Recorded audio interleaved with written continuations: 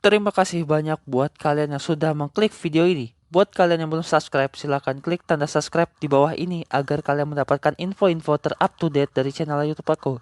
Aku hitung 3, 2, 1. Terima kasih buat kalian yang sudah subscribe. Nikmati videonya, enjoy. Pedulikan anak kecil yang aku maksudkan adalah peduli kepada anak-anak pinggiran yang mencari nafkah di jalanan. Ini adalah sebuah hal yang sering kita temukan di jalan raya, tentunya banyak sekali di lampu merah sekitar Jakarta. Tapi dari semua hal ini, saya merasa iba hati kepada anak-anak tersebut, karena tidak sepantasnya mereka untuk bekerja. Seharusnya waktu mereka saat ini digunakan untuk belajar, bermain, dan bersenang-senang. Anak-anak kecil ini mencari uang hanya untuk makan.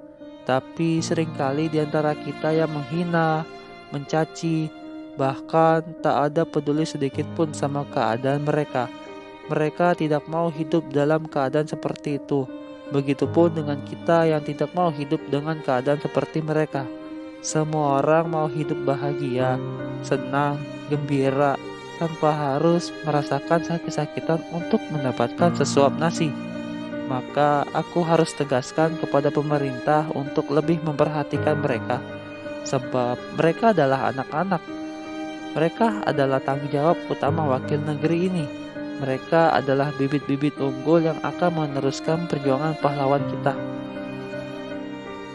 Seandainya mereka seperti itu terus, tanpa bantuan dan respek dari pemerintah, ya karena hanya pemerintahlah jembatan utama untuk membuat hidup mereka menjadi berwarna.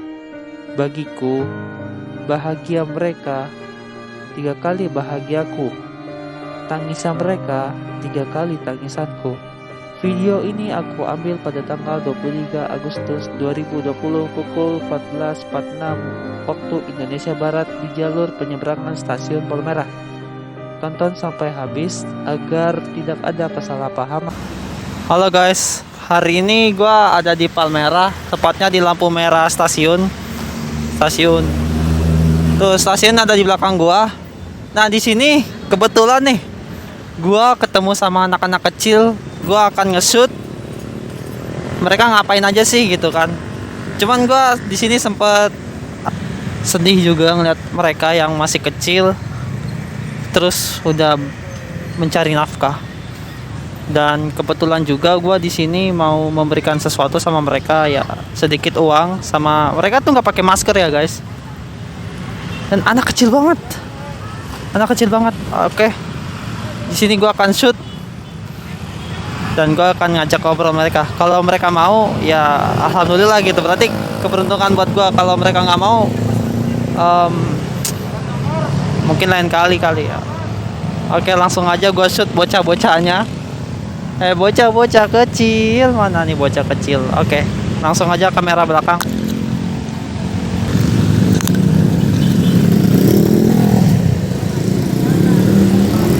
Nah, itu tuh bocahnya tuh.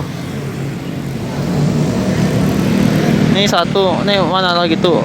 Itu ada lagi tuh di sana. Tapi ntar banyak orang-orang di sana. Aduh, kalangan tembok tiang lagi. Ini siapa nih, mama nih? Nah, mana nih? Ini bocah kasihan banget dong. Coba deh gua samperin. Dek, saya ajak ngobrol, nanti saya kasih duit, mau gak? Ah?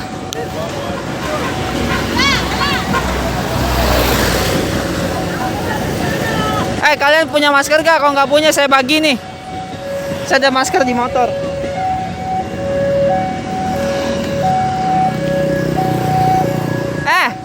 Sini.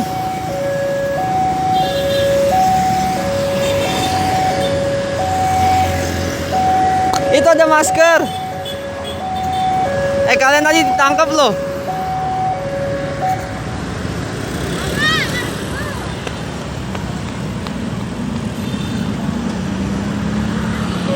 Gak mau kayaknya dia. Oke, gue samperin bocah yang satu lagi.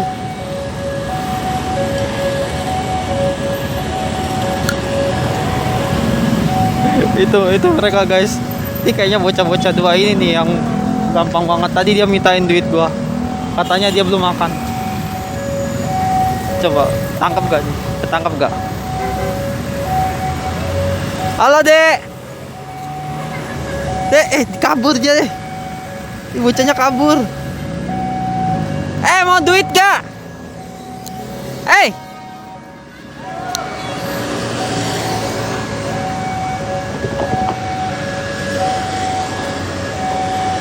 Takut dia guys. Ini emaknya guys. Ini emaknya. Ini anak-anaknya. Kasian banget. Anjir gua kayak ngejar-ngejar apaan. Iya anjir. Berani banget goblok. Kasian banget anaknya tuh. Anjir. Anaknya nih. Nangis cu.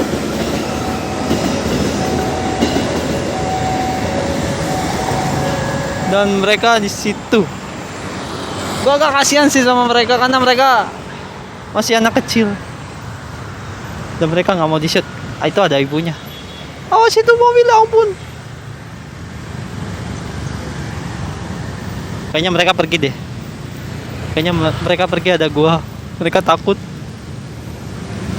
Lain kali gua kalau nge-shoot pakai kamera tersembunyi aja. Enggak bang.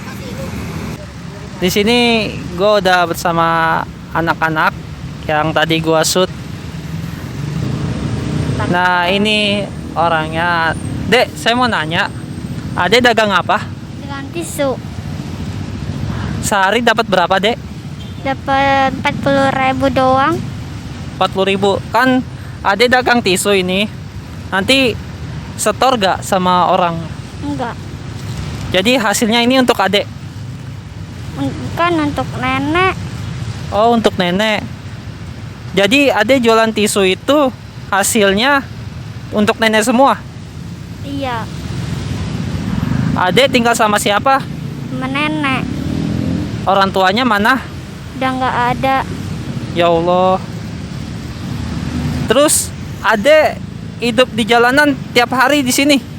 Iya. Adek suka ngeluh gak kalau jualan? Enggak. Enggak, tetap semangat ya dek. Cita-cita adek jadi apa ya? Jadi poluan. Jadi polwan. Bayangin anak kecil ini jadi polwan. Tapi yang anehnya di sini, dia hidup di jalanan. Untuk mendapatkan jadi polwan itu kan harus memiliki pendidikan yang luar biasa ya. Apalagi setidaknya dia harus melewati masa-masa jenjang-jenjang sekolah yang dari SD, SMP sampai SMA. Adek sekolah? Sekolah. Kelas berapa? Kelas 3. Kelas 3 SD ya. Adek punya keluh kesah gitu untuk hidup di jalanan kayak gimana? Enggak sih. Enggak, mungkin belum ada ya. Nih, terakhir nih dek, terakhir. Adek punya harapan apa kepada pemerintah agar Adek bisa mendapatkan hidup yang layak, agar Adek nggak jualan lagi di jalanan seperti ini? Pengen banget sih nggak jualan, tapi bantu nenek ya jadi susah. Nangis. Anak kecil seperti ini yang nggak punya orang tua. Ini nggak dibuat-buat ya. Ini nggak dibuat-buat. Ini nyata. Dan saya bisa ngerasain di sini anak ini nggak punya orang tua lagi. Dia hidup sendiri sebatang kara. Sedih banget, sumpah sedih banget. Harapannya buat pemerintah biar bisa Adek ini biar nggak kerja lagi deh pokoknya. Adek mau pemerintah tuh peka terhadap kemampuan Adek gitu misalkan. Adek bisa apa? Cuma bisa jualan doang. Berharap mau jadi polwan? Iya. Hobi Adek apa? Ya cuman dagang doang. Hobinya apa? Hobinya apa? Hobinya apa ya? Nggak ada. Hobinya nggak ada. Jadi anak sekecil ini harusnya bisa dipandang sebagai bibit unggul untuk negara ini. Tapi di sini kita melihat anak seperti ini. Harusnya anak-anak seperti ini dia bermain sama teman-temannya, ceria, bahagia. Intinya masa-masa kesenangan mereka tuh ada pada saat ini gitu loh. Kenapa mereka itu bekerja? Ternyata mereka itu mencari nafkah untuk makan. Ini menjadi prihatin juga buat saya tentunya sebagai warga yang memberikan dukungan kepada kalian tentunya untuk bisa mendapatkan hak manusia juga. Karena gini, saya merasakan bahwa perjuangan seorang anak kecil yang mencari uang di pinggir jalan adalah sebuah risiko yang sangat besar tentunya. Apalagi dilihat sama orang-orang di sekitar sini. Adek pernah merasakan sakit hati gak ketika adek bekerja di pinggir jalan? Atau ada orang-orang yang mencela adek? Iya ada. Ya suka diomelin gitu. Suka diomelin? Iya. Kadang katanya bohong, katanya nih gak ada bapaknya, katanya bohong, kadang nggak bisa bener. Ya udah lah, ya Suka. namanya kita hidup kayak gini diomelin orang ya udah sana cabut. Udah. Ya kalau yang baik ya kita dibeli misalnya, udah goceng ambil buat kamu, ya tuh katakan. Iya. Ya namanya ya kita ya nggak maksa, kadang juga. Gak maksa ya. Kadang-kadang ya takut buka kaca, namanya zaman lagi penyakit kayak gini takut buka kaca. Iya benar. Buat kalian yang ada di pinggir jalan yang ngelihat anak-anak kecil seperti ini yang menjual tisu, menjual apapun itu, intinya kalian harus memiliki rasa simpati lah sama mereka. Karena mereka ini jualan bukan untuk menjadi orang kaya. Mereka buat makan. Dan di sini saya kebetulan banget lewat ketika ada anak kecil yang bilang bapaknya lagi sakit, kakinya lumpuh. Itu membuat hati saya bergerak untuk mendatangi mereka. Tadi ada ini saya samperin, takut gitu. Kayak saya tuh mau ngesut dia untuk macam-macam, tapi di sini enggak. Saya justru berbuat baik, ingin menceritakan kisah ini kepada publik tentunya. Kan gini loh, saya tuh merasa iba sama mereka karena mereka nggak bisa meluapkan emosi mereka ke media sosial. Apalagi mereka ini bukan orang yang pemilik pengguna akun media sosial. Kan ibarat kata mah kita sebagai pelopor gitu untuk memberitahu kepada publik cerita-cerita yang mereka alami. Karena nggak semua orang mau terjun ke lapangan mengetahui cerita-cerita yang ada pada mereka. Ternyata mereka ini adalah orang-orang yang harus diperhatikan, tentunya anak-anak kecil seperti ini. Harapan Ade untuk pemerintah agar Ade bisa mendapatkan hidup yang layak. Pengen sih, tapi kan cuman bantu nenek ya kayak gini keadaannya.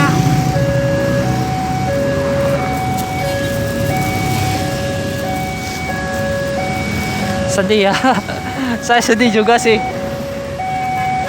Oke, harapan anak kecil ini sangat simpel, yaitu dia bisa sekolah dengan tenang, dia bisa bermain sama teman-temannya, tetapi dengan syarat ada ini jangan cari duit.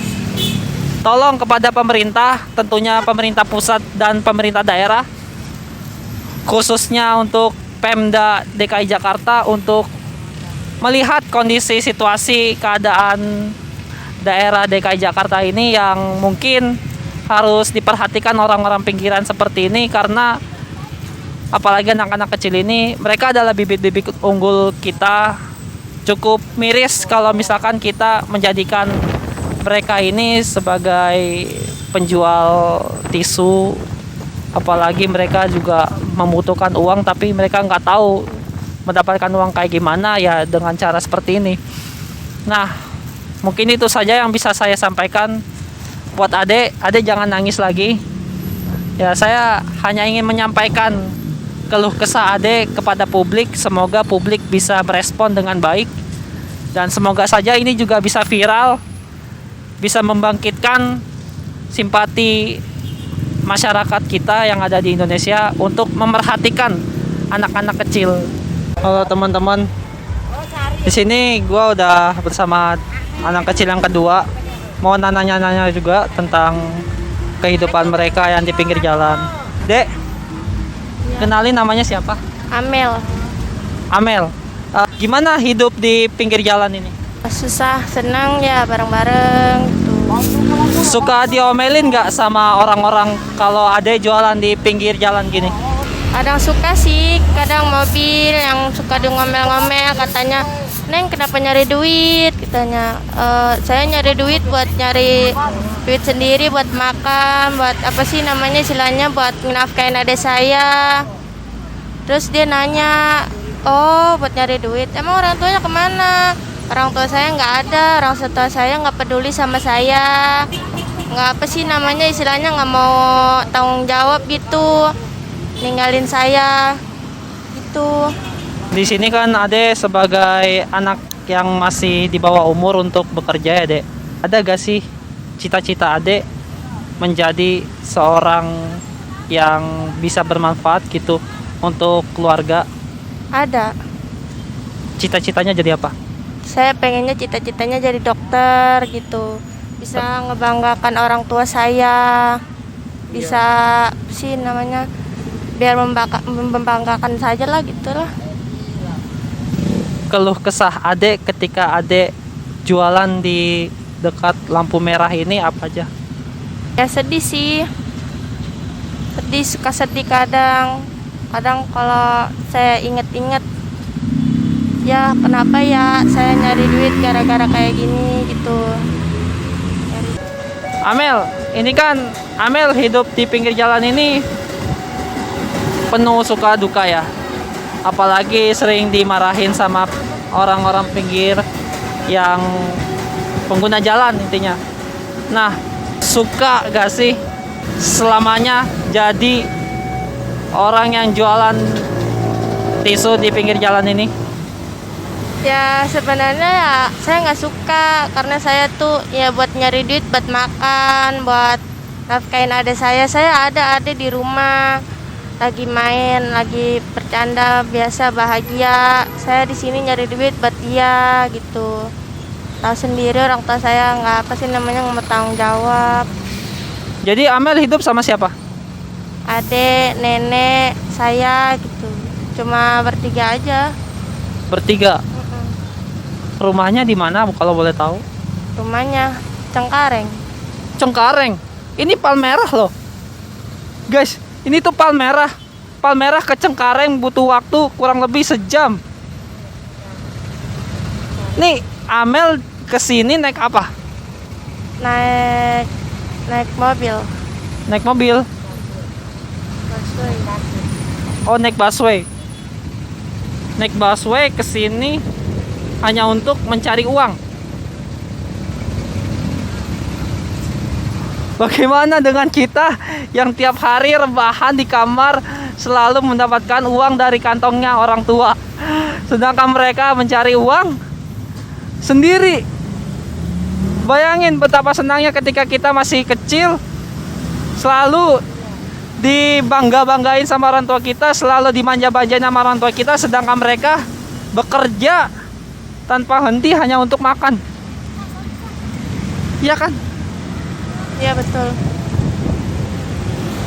Nih, Ade sekolah gak sih? Kagak. Hah? Tapi Ade mau jadi dokter, tapi Ade nggak sekolah. Saya dari kecil nggak disekolahin sama orang tua saya, karena orang tua saya apa sih namanya nggak ada pekerjaan, istilahnya nggak ada kerja gitu buat anaknya, buat nyenengin anaknya, nggak ada satupun. Makanya saya berpikir waktu kecil, apa ya hidup saya nasib banget kayak gini. Pokoknya dari kecil saya nggak disekolahin. Jadi, bener. Saya agak merinding, sumpah. Anak-anak seperti ini yang mereka tuh nggak mau hidupnya seperti ini, tapi mereka lahir di dunia ini dengan keadaan yang mereka nggak inginkan. Mereka tuh mau seperti anak-anak pada umumnya. Mereka tuh kayak mau bermain, mau dimanjain sama orang tuanya. Kita tuh ngerasain loh. Justrunya saya nih ngerasain banget. Kalian tuh pengen kayak anak-anak yang lain, ya kan? Pengen senang gitu, dibanggain sama orang tua, dimanja sama orang tua, disayang, sekolahin. Ini nggak settingan, ini beneran. Kalau nggak percaya, gue merinding sumpah loh. Karena gue nggak pernah ngerasain yang namanya cari uang ketika gue masih kecil. Justru orang tua gue ngelarang buat gue nyari uang karena orang tua gue sayang sama gue. Tapi di sini kebalikan guys, kebalikan. Orang tuanya nggak sayang sama anaknya dan anaknya lahir di dunia dengan keadaan yang mereka tuh nggak mau sama sekali. Jadi khususnya untuk kalian yang kalau mau punya anak, pikirkan terlebih dahulu. Jangan sampai anak-anak yang kalian lahirkan kecewa sama apa yang kalian lakukan. Apa yang adek harapin kepada pemerintah agar hidup adek bisa sama kayak anak-anak pada umumnya?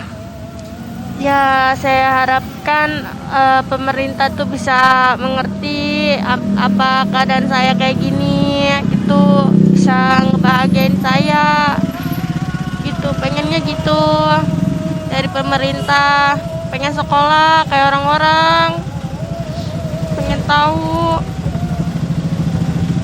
tahu dunia pendidikan itu seperti apa ya? Iya, pengen tahu dunia kayak pendidikannya kayak apa, biar pinter kayak orang-orang. Merinding, sumpah merinding. Jadi beneran, seandainya mereka punya alat media sosial, mereka akan share apa yang mereka rasain tiap hari. Bener kan? Ya, Mereka akan berbagi cerita mereka kepada kalian. Intinya ada pada kalian. Kalian itu harus respect sama mereka. Mereka adalah adik-adik kita. Adek punya kesan gak? Atau punya unek-unek gak buat mereka yang anak-anak yang nonton video ini nih? Itu masih sepantaran adek, bahkan di bawah adek malah. Adek punya ini gak, apa namanya, pesan buat mereka agar mereka bisa memanfaatkan keadaan mereka? Ada apa tuh, ngomong apa? pokoknya mah yang seumuran sama saya, yang bisa mengertiin lah. Kalian sekolah, dibanggakan orang tua, disayang, dididik, harus apa, bersyukur, harus apa sih istilahnya, berdoa sama yang maha kuasa. Pokoknya gitulah, biar bersyukur kita masih punya orang tua, masih disayang, masih dididik, masih disekolahin, bisa punya cita-cita. Udah, itu aja. Sayangin orang tua ya. Iya, sayangin orang tua. Buat kalian harus membanggakan orang tua. Itu aja lah. Kalau boleh tahu adek umur berapa? 16. Berapa? 16. 16 belum sekolah. Hei, 16 tahun gak punya ijazah SD, gimana? Adek mau jadi dokter tapi, ya kan, adek mau jadi dokter. Ini pesan buat pemerintah. Anak yang udah 16 tahun ke sekolah itu bukan salah dia. Itu bukan salah orang tua dia juga. Gimana ya ngomongnya? Intinya mah, ini adalah tugas kita semua. Kalau kalian punya rasa simpatisan sama mereka, datanginlah mereka, tanya keluh kesah mereka dengan baik-baik. Mungkin di situ bisa menjadi sebuah pendorong buat kalian, tentunya sebagai anak muda yang nggak mau menyanyiakan hidup kalian karena kalian tuh masih muda. Kalian itu walaupun masih muda, tetapi kalian harus melihat keadaan sekitar.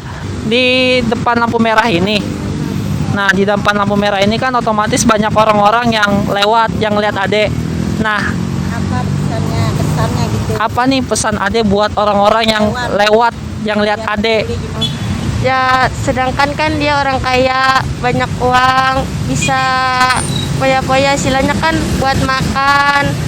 Kalau kita kan istilahnya kan buat makan, buat ngurusin adek, ngasih nenek, buat makan juga. Pokoknya itulah. Biasanya harus peduli. Iya, peduli sama orang. Walaupun dia orang kaya harus peduli. Harus kasihan Iya. sama anak-anak. Intinya adek ini, kalau kalian lihat adik-adik ini, mereka mau dipedulikan. Mereka itu gak minta-minta, mereka hanya ingin kalian peduli sama mereka. Mereka mau hidup seperti kalian, tapi kalian malah menginjak-injak harga diri mereka. Sebenarnya kasihan banget sih. Semoga kalian bisa membuka hati kalian untuk mereka. Jangan marah sama mereka ketika kalian ada di lampu merah. Mereka hanya untuk mencari makan. Sekali lagi, mereka itu hanya untuk mencari makan, bukan menjadi orang kaya. Mereka bukan orang yang suka korupsi. Mereka juga bukan orang yang merugikan orang lain tentunya. Mereka hanya ingin diperhatikan. Intinya itu aja. Mungkin itu terakhir dari kata-kata saya. Semoga adik-adik ini bisa mendapatkan apa yang diinginkan. Orang-orang yang bisa dipandang sama pemerintah dan dilirik sama pemerintah tentunya. Peduli sama anak-anak pinggiran. Gak usah sama yang dewasa. Minimal sama anak-anak kecil seperti ini. Mereka itu sangat membutuhkan bantuan kalian. Jangan kalian kira harta kalian sebanyak itu kalian bawa buat mati. Kok gue jadi marah ya? Sampai jumpa dek. Tos dulu.